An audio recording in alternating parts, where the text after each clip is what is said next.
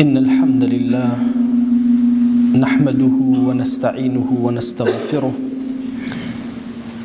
ونعوذ بالله من شرور أنفسنا ومن سيئات أعمالنا من يهده الله فهو المهتد ومن يضلل فلا هادي له أشهد أن لا إله إلا الله وحده لا شريك له وأشهد أن محمدًا عبده ورسوله يا أيها الناس اتقوا ربكم الذي خلقكم من نفس واحدة وخلق منها زوجها وبث منهما رجالا كثيرا ونساء واتقوا الله الذي تساءلون به والأرحام إن الله كان عليكم رقيبا. لپاش سپاس و ستایشێکی بێهەمتا بۆ کردگاری مەزن و داواکردنی درود و ڕەحمەت بۆ سەرگیانی پاکی پێشەوای مرۆڤایەتی محەممەد صلی الله تعالى عليه وسلم. کاتێکە لە خزمەت قورئانی پیرۆزە ژیان بەسەر ئەبەی هەندێک داستان هەیە لە قورئانە سەرنجی ئینسان زۆر ڕائەکێشێ. یەکێک لە داستانەکان لە باسی سەیدنا یوسف کاتێ عەزیزی میسر ئەم مناڵەیە ئەکڕێت بە خێزان و هاوسەری ئەڵێ ئەکریمی مەثواه عەسا ئەن یەنفەعەنا ئەو نەتەخیذەه وەلەدە، ڕێز لە پێگەی ئەم مناڵە بگرە لەعەلە سوودمان پێ ئەگەیەنێ یا ئەیکەینە کوڕی خۆمان. لباسي منافق كان رب العالمين أفرمي ولو نشاء لأريناكهم فلتعرفنهم بسيماهم. أجر إرادة من بكر دايا بتومن أنا ساندن أي بيغمبري خوا صلى الله عليه وسلم بس سيماون نوتشواني أنا تؤدوزين وأتناسين. لباسي خزاني فرعون کاتێک کە موسا ئەدۆزرێتەوە ئەیگرێ بە باوەشیەوە ئەیانەوێ بیکوژن ئەم ئافرەتە ئیمڕەئەت فرعون کە خۆشەویستمان ئەفەرمێت چوار ئافرەتی کامیلە هەنیکێکیان ئیمڕەئەت فرعون ئاسیایە ئەفەرمێ وقالت امرأة فرعون قرة عين لي ولك، ئەمە ئاسۆی چاوی من و تۆیە. عولەما ئەفەرمون لەم کاتە لهندێک کتوی بەنو ئیسرائیلە هاتووە کە فرعون وتی قڕەتی عینی من نییە بەڵام با بۆ تۆ بێ. عەسا ئەن یەنفەعەنا ئەو نەتەخیذەه وەلەدا، بەشکم سوودمان پێ ئەگەێنێ یا ئەیکەینە کوڕی خۆمان. یان ئەو دوو ئافرەتەی کە موسایان عەلەیه السەلام بینی و موسا ئاوی بۆ دان وتیان یا ئەبەت استەئجره إن خير من استأجرت القوي الأمين. أم كسبك بعبدي خوتو بيقرا بإيجار لو أتي أم كسيك تو أجريت كسيك زور أمين وزور بهيز بيت.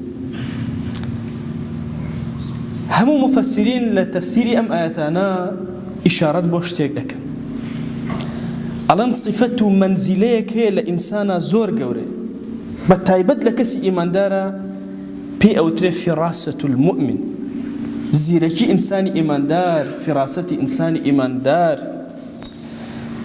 أما آيات بيروزية فرمي إن في ذلك لآيات للمتوسمين.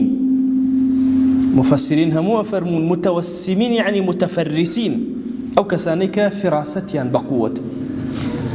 فراسة بريتيا لشي بريتيا لنور خواء خات الضلي إنساني مسلمان شتانيكي بي أبيني كخلق نايبيني واتتشاوي الضلي أكريته تشاوي الروشن أبيته. قلوب العارفين لها عيون ترى ما لا يراه الناظرون. عارف كانوا أواني زور نزيك ابن ولا خوا جل جلاله خوا تشاوي كان لدلا أداتي شتاني أبينن كخلق نايبين. كتابك من هي ابن القيم بناوي مدارج السالكين قادر مي أو كساني كبرولای خوا ئەڕۆن ئەو کەسانەی کە بەرەو لای خوا جەل جەلالوه ئەڕۆن مەدرەجیان هەیە، هەنگاو بە هەنگاو ئەڕۆن. یەکێک لە هەنگاوەکان پلەیان زۆر زۆر بەرزە بێتەوە. مەدرەجیان هەیە هەموو ئەوانەی کە بەرەو لای خوا ئەڕۆن. یەکێک لە مەدرەجەکان، یەکێک لە هەنگاوەکان بۆی بەرەو لای خوا بڕۆن جەل جەلالوه بریتێ لەوەی خوا فیراسەتیان ئەدات. پێغەمبەری خوا صلی الله عليه و آله وسلم لە فەرمایشتێکا فەرموویەتی هەموو پێغەمبەرێک ملهەمێکی هەیە، ملهەمی ئومەتەکەی من عومەری کوڕی خەتاب. عولەما ئەفەرموون یەک دەرەجە کەمتر لە ئیلهام کە خوا ئەیبەخشێ بە ئینسانی موسڵمان و دڵی ڕۆشن ئەکاتەوە بریتێ لە فیراسەتی ئینسانی موسڵمان و چاوکراوەی ئینسانی موسڵمان. ئەنەس ڕەزا و ڕەحمەتی خوای لێ بێ داستانێکمان بۆ ئەگێڕێتەوە، ئەلێرەوە تۆ لە فیراسەتی موسڵمان تێئەگ. ئەفەرمێ ئەنەس هیچ کەسێک نەبووە بە ئەندازی هاوڵانی پێغەمبەر صلی الله عليه و آله وسلم فیراسەتیان بەهێز بێ. هەموو فیراسەتێکیان صادق وەکو خۆی ئەهاتە دی. ئەنەس ئەفەرمێ جارێکیان بەرەو لای عوسمانی کوڕی عەفان ئەڕۆشتم. عوسمانی کوڕی عەفان خەلیفەی موسڵمانانە. ئەڵێ لە ڕێیە ئافرەتێکم بینی جەماڵی ئافرەتێکە سەرنجی ڕاکێشە. چوومە خزمەت سەیدنا عوسمان فرموي يدخل علي أحدكم وأثر الزنا ظاهر على عينيه. هندق لأيوين بولاي من أسواري الزنا بتشاوي أنا وي. الله تم أي هواري عثمان وحد بوهات ولا دواي بيغمبر صلى الله عليه وسلم شون تزاني. فرموي نا لكن تبصرة وبرهان وفراسة صادقة. أما تشاو روشنيكي خوايا كتشاوي إنسان أكاتوا والدليل برهاني أداتي وفراستێکی ڕاستە. بۆیە ئیبن القەیم ڕەزا و ڕەحمەتی خوای لێ بێ لە باسی هاوڵانی پێغەمبەرە صلی الله عليه و آله وسلم ئەفەرمێ سەیدنا ئەبوو بەکر لە هەموو کەس زیاتر فراسەتی بەقووە بوو.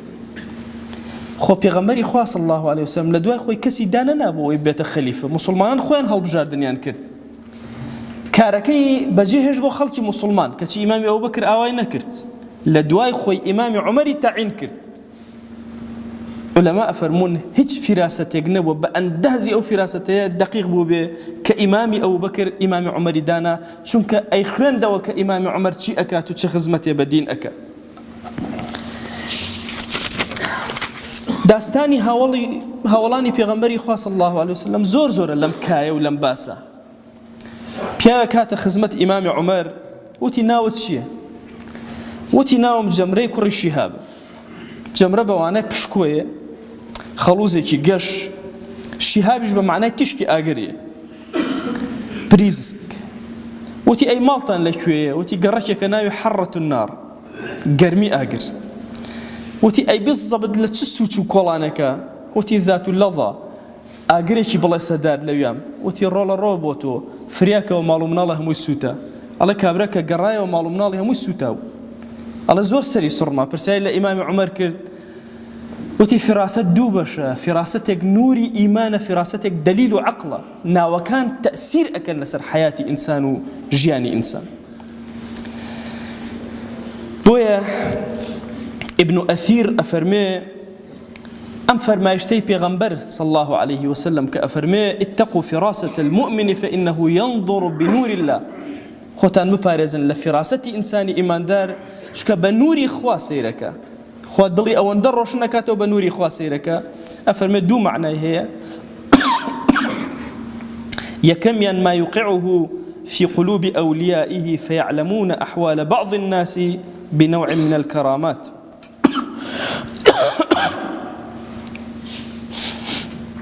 ئەفەرمێ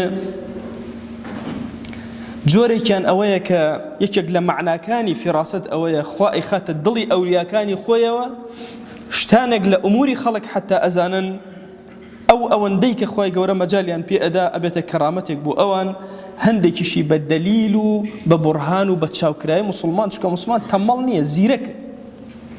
حەذر حەذق، تێئەگا شت ئەخوێنێتەوە، پشتی شتەکان ئەخوێنێتەوە.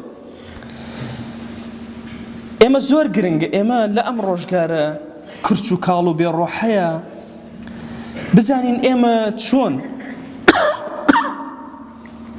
و بە چ شێوازێک ئەکرێت چاوی دڵمان بکەینەوە. ئایا ئەکرێ لەم زەمەنە ئێمە چاوی دڵمان بکەینەوە؟ شاهی کەرمانی هەیە، یەکێکە لە ئەولیای گەورە و یەکێکە لە ساڵحینی زۆر بەرز. شاهی کەرمانی ئەفەرمێ یەکێک بۆ لە زەمانی خۆیان ئەصدق الناسی فراستن، لە هەموو کەس فراسەتی زیاتر بەهێز بوو و دەقیق بووە. ئەفەرمێ بە 5 شت ئەکرێت تۆ فراست بەدەست بێنی و چاوی دڵت بکەیتەوە. یەکەم غض البصر عن المحرمات، چاوی خۆت بپارێزی لە حرامەکە. ابن تەیمیە قسەیەکی هەیە ئەفەرمێ سری فراست لەمایە تۆ ئەم چاوەی خۆت ئەپارێزی، ئەم ڕووناکیی چاوی خۆت بە ئاشکرا ئەگری لە حرام، خوا ڕووناکیی ترە لە دڵە ئەداتی. ئەفەرمێ من أمسك نور بصره أطلق الله نور بصيرته، هەر کەسێک نوری بەسەری خۆی بگرێ لە حرام، خوا نوری بەسیرەتی دڵی ئەکاتەوە بووی. کەرمانی ئەفەرمێ یەکەم چاو بپارێزە، نەفست بپارێزە لە حرام و ئیشتیهای حرام و ڕایگرە ڕا، نەفس حتە بە دوایە بڕۆی ئەڕوا بیوەستێنە لە بەرامبەر حرامە. هەمیشە دڵت با مراقبەی خوای تیا بێ، هەستی پێ بکە. هەمیشە حەڵاڵ بە دوای حەڵاڵە زۆر بگەڕێ و بیخۆ. اینجا شوێن پێغەمبەری خوا بکەوە صلی الله عليه وسلم، سنەتەکانی زیندوو کەرەوە. ئەفەرمێ من عمل بهذه الخمس لم تخطئ فراسته أبدا، هەر کەسێ ئەم 5 خاڵە جێبەجێکە بە باشی فراسەتی ئەو قەت هەڵە ناکە، هەمیشە ئەو چاوەی دڵی کراوەتەوە ئەبینێ و ئەبیسێ و ئەزانێ. زۆر گرنگە ئێمە ئیماندار لەم زەمەنی تێکەڵبوونی حەق و باتڵ و شپرزیەمانە هەوڵ بدەین بۆ کردنەوەی چاوی دڵمان. ئەبو الدەرداء ئەفەرمێ ئاگاتان لە فیراسەتی عولەما بێ، فإنهم ينظرون بنور الله. چۆن بە نوری خوا ئەبین؟ ئەفەرمێ إنه شيء يقذفه الله في قلوب أوليائه، خوای گەورە شتانێک ئەخاتە دڵی ئەولیاکانەوە، ئەبەوە بڕیار ئەدەن و کار ئەکەن. ئەحمەدی ئەنطاکی ئەفەرمێ ئەگەر لەگەڵ ئەهلی صدقا دانیشتن بە ڕازگۆیانە دابنیشن، وجالسوهم بالصدق فإنهم جواسيس القلب، چونکە ئەهلی صدق جواسیسی دڵن، ئاگات لێبێ هەندێ پەنهانی ناخت هەیە دەرئەکەوێ. ابن القيم ڕەزا و ڕەحمەتی خوای لێبێ ئەفەرمێ فیراسەی ئیمانی نورێکە خوا ئەیخاتە دڵت، حەق و باتڵی پێجیا ئەکەیتەوە، صادق و کاذبی پێجیا ئەکەیتەوە. مسلمان کەسێک نییە کاذب هەموو جارێ بیخەڵەتێنێ، جارێک و دوان و 10,000 چاوی دڵی ئەکاتەوە، ڕۆشن ئەبێ، ئەزانێت چۆن هەنگاو ئەنێ. بۆیە ئێمە ئەمڕۆ عەزیزانم لە هەموو کاتێک زیاتر پێویستمان بەوەیە چاوی دڵمان بکەین. چاوی دڵ بە خواناسی ئەکرێتەوە، بە دینداری ئەکرێتەوە، بە ذیکر و ئەورادی زۆر ئەکرێتەوە، بە قورئان خوێندن و مانەوە لە خزمەت کەلامی خوایە،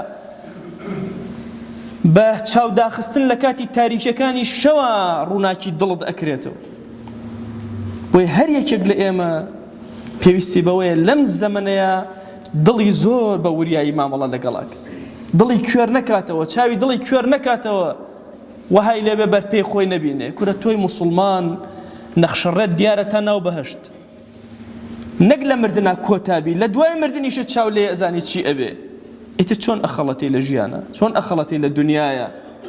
بۆیە فیراست چەنێ ڕەبتی بەوە هەیە کەرامەتی خوایە بۆ تۆی موسڵمان، ئەوەندە ڕەبتی بە دنیاتەوە هەیە کە دنیات ڕێککەیتەوە ئەی موسڵمان. چاوە کراوە بێ خەڵک نەتخەڵەتێنێ، وریابی لە هەر شوێنێکە هەی، لە بازاڕای، لە کایی سیاسەتای، لە کایی خوێندنای، لە کایی علم و زانست و زانیاریای چاوکەیتەوە. بەداخەوە ئومەتی پێغەمبەری خوا صلی الله عليه وسلم ئەمڕۆ هەموو کافران و شەیاطینی ئینس و جین لەسەری کۆبوونەتەوە، ئەمیش خۆی بێ فیراست هەر یەکەیان بە هەوایەک و بە شێوەیەکە ئەیبا کەسی موسڵمان چاوکراوەیە، زیرەکە، وریایە، هەوڵ ئەدا بۆ کردنەوەی دڵی. ئەم بابەتە کە عەرزم کردن بابەتێکی وردە. مەسەلەی فیراست یەکێکە لەو پلە بەندیانەی کە خوا جەل جەلالوه بە عەبدەکانی ئەبەخشی. بۆی ئەگەر لەگەڵ ئەهلی صدق و سەفایە دانیشتی، دڵت صدق و سەفا کەرەوە، داواکە یا ئیلاهی سافم کەرەوە لەگەڵ ئەم سافانەیە، دڵم ڕێک کەرەوە لەگەڵ ئەم دڵ ڕێکانەیە، لەعەل خوای گەورە دەروی خێرت لێ ئەکاتەوە و سەرت بەرزەکە لەم دنیا و لەو دنیا. خوای گیان ئێمە لە زەمانێکی فتنە و فەسادە دەورمان گیراوە بە شوبوهە و شەهەوات، زەلیلی خۆمان بۆ لای تۆ بەرزەکەینەوە، بێدەسەڵاتی خۆمان بۆ لای تۆ بەرزەکەینەوە، همەتی خۆمان بۆ لای تۆ بەرزەکەینەوە. دەیا ئیلاهی داوات لێ ئەکەین بە ناوی جوانت، بە صیفەتی بەرزە، بە ئیسمی عەظەمت، دەرگاکانی خێر بەسەرمانە بکەرەوە یا ئەکرەمە الئەکرەمین. خۆی داوات لێ ئەکەین لەسەر جەم گوناهەکانمان ببورە، تو گەورەی خۆت دڵمان ڕۆشن کەرەوە یا ئەکرەمە الئەکرەمین. یا ڕەبی خۆیە داوات لێ ئەکەین بە ناوی جوانت، بە صیفەتی بەرزە، بە ئیسمی عەظەمت، کەڕەم و ڕەحمەتی خۆت بەسەر ئەم مەجلیسەمانە ببارێن، عەفو و عافیەتی خۆت بەسەرمانە ببارێن. یا ئیلاهی ئێمە زۆر گیرۆدەن لە زۆر شتی دنیامانە، هانای گیرۆدەی خۆمان بۆ لای تۆ بەرزەکەینەوە، تۆ بۆمان چارەسەرکە. یا ئیلاهی ئەم عەبدانە هاتوونەتە ماڵەکەی تۆ، بەخوا ئەمانە ڕکوع نابن تەنها بۆ تۆ نەبێ، سەری بەرزیان ناخەنە سەر زەوی تەنها لە بەردەم تۆیان نەبێ. ئیلاهی ئەگەرچی عەبدایەتیەکان کرچ و کاڵ بن، بەڵام بەخوا خواناسی تۆ وها ئێمەی کۆ کردوێتەوە، وها ئێمە سوژدە پێ ئەبا. دەیا ئیلاهی ئەم دەسانیان بەرزەکەنەوە بۆ لای تۆ، دەسەکانیان مەگێڕەوە. ادعوا الله وأنتم موقنون بالإجابة. الحمد لله رب العالمين، والصلاة والسلام على خير خلق الله محمد وعلى آله وأصحابه الكرام وتابعيهم بإحسان إلى يوم الدين. ربنا أرنا الحق حقا وارزقنا اتباعه، وأرنا الباطل باطلا وارزقنا اجتنابه.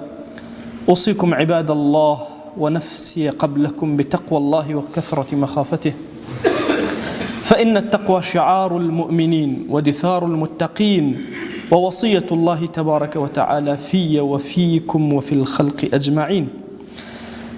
وشوي سكام وتاري كما نباس فراسة بكردي بشجة فراستي ميوسر نامي إنساني، نامي إنساني فرد تأثير شانسر وحياة إنساني. أرو يوجب يا فرق جوركا هوراماني جدس ما نشي كنامي وفرج ونجبي وموافقة نتني وتاركي إما أجمع ما وصح حبيب محمد سعيدة علماء فرماواه نامكي يري دريا يكتريني، يعني حبيب محمد سعيد أكسيك وشويس محمدية صلى الله عليه وسلم فرس سعيد وجبخته.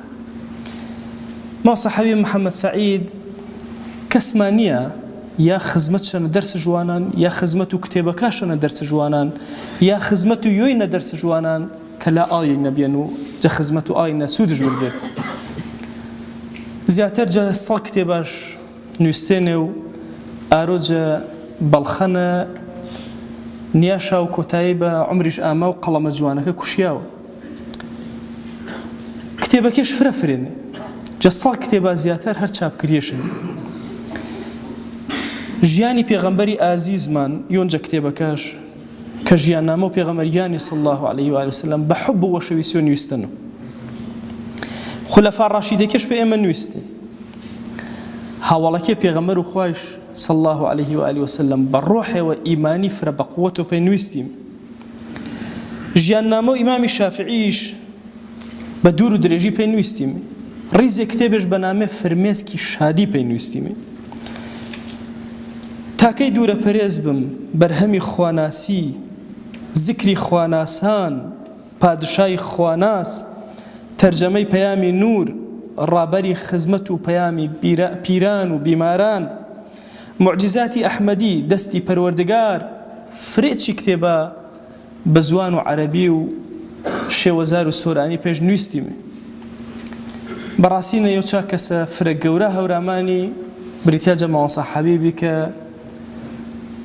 بەبێ ئینەی بەرگن و هاوار کرد بە نەرم و هێواش بابەتە ڕۆحێکی و ئیمانێکی چا دەق و دەستش بە نەکەرواز چەند ناردێتە ئاکاتەی کۆتابی. فرە و کاتی من وێم گولانە بێنە سیروان خزمەتشە نیشتە نارە و کاتێ باس و هاوڵا پێغەمبەریش کردن صلی الله عليه و آله وسلم خزمەتشە نەبێنن کە بە ڕۆحێوە چانە باسش کردن ئینسان دڵش تەزیان و هەستش بە ئارامی فرە گەورەی کرد. کاتێک کە فەقێ بێنە فرە و شەوەکە إلا چەنی کتێبێ ئاڵی ئووسێنە حیاتی وجه هاوڵا وانێنەوە ئینجا وەرم گنێ پۆرە هەسکەرێنە چەنی من چەنی ژی و ئاکەسەی کە نوویستن ئەشم چەنی زیاتر ژیوا بوو تۆ کە کتێبێ وانیە و تۆ بەرەو یاگەوەتەر و ژیان ئەڵفاڕۆنە حتمما ئاکەسەکە وێش قەڵەمەکەش نیانە لە ژیانش فرە زیاتر فاڕیان وەرو ئانەی ئیپیا گەورە ئارۆنە جەزەسمادان ئێمە بە گردما بە دڵۆ داوا کەرمە جەزات و پاک و پەروەردگاری کە دەرەجاتش عالی کەرەوە بە وەشەویسی محەممەدیش صلی الله عليه وسلم یاونە دما و نما جمعەیمە نما و مەردەی غائبی سەر و کەرمێ ئاکەسێکە قودرەت شابی هەم ئەجرەکەما دەستگن و هەم خەیر و بەرەکەت پێی ئاپیا گەورەی کە خزمەتێ فرە گەورە و سەحوەی ئیسلامیش کردن کوردستان خوای گیانداوا نەکەرمێ جەگوناهەکە ئێمێ و ئایجوەش بە پلێما بەرز کەرەوە بە وەشەویسا محەممەدی صلی الله عليه وآله وسلم قبولێما کەرە وأوصيكم أيضا بالصلاة والسلام على رسول الله صلى الله تعالى عليه وسلم حيث أمرنا الله تبارك وتعالى في محكم تنزيله قائلا إن الله وملائكته يصلون على النبي يا أيها الذين آمنوا صلوا عليه وسلموا تسليما اللهم صل على سيدنا محمد وعلى آل سيدنا محمد وبارك على سيدنا محمد وعلى آل سيدنا محمد كما صليت وباركت على إبراهيم وعلى آل إبراهيم إنك حميد مجيد اللهم اغفر للمؤمنين والمؤمنات وللمسلمين والمسلمات ولمن أنشأ هذا المكان اللهم أعز الإسلام والمسلمين وأهلك الكفرة والملحدين اللهم انصر من نصر الدين واخذل يا رب من خذل الإسلام والمسلمين اللهم آت نفوسنا تقواها فزكها أنت خير من زكاها أنت وليها ومولاها آمين آمين والحمد لله رب العالمين أقم الصلاة يرحمك الله